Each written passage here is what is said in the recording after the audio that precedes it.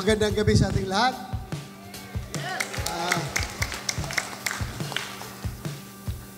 Aayaw pa ba ako? Andito na ako eh. Kaya, alam nyo, even before the recent developments, no? I was really decided, I have already decided to run again for re-election. Lalong-lalo na ngayon, halos araw-araw, kung makita nyo dyan sa Quad Committee ng House of Representatives, araw-araw binubugbog tayo. Hindi ako papayag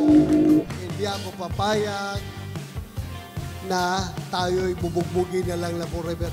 Lalaban tayo. Kaya nga tama kayo, PDP laban.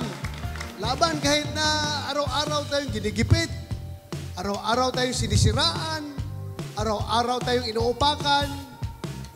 Laban pa rin. Laban pa rin. Hindi tayo atras dito. As I have said,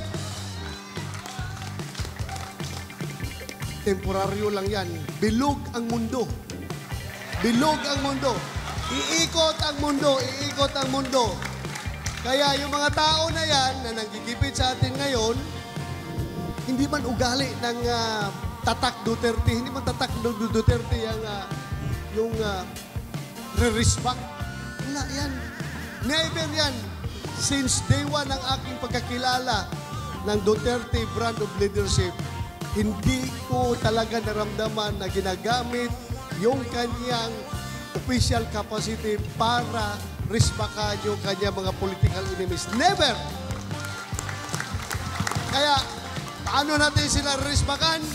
Just in case, tayo mag-survive 2025, patawid namin ni Senator Bongo, si Philip Salvador, at kung sino pang sasama sa ating partido, pag matawid natin ang 2025, ipakita natin na tayo'y tumakbo, naging politiko, para magserbisyo at gumawa ng maayos, hindi para manira ng kapwa. Yun lang ating hinahangad. Kaya sana, with the help of each and every one of us here, andito sa loob ng bulwagang ito, ipakita natin yung pamamaraan ng ating partido na PDP kung paano tayo magserbisyo. Hindi tayo dapat pupunta sa gutter politics. Yun lang po ang aking masasabi. Maraming salamat. Magandang gabi sa ating lahat. Well, maraming salamat, Senator Bato. Ang tapang ni Senator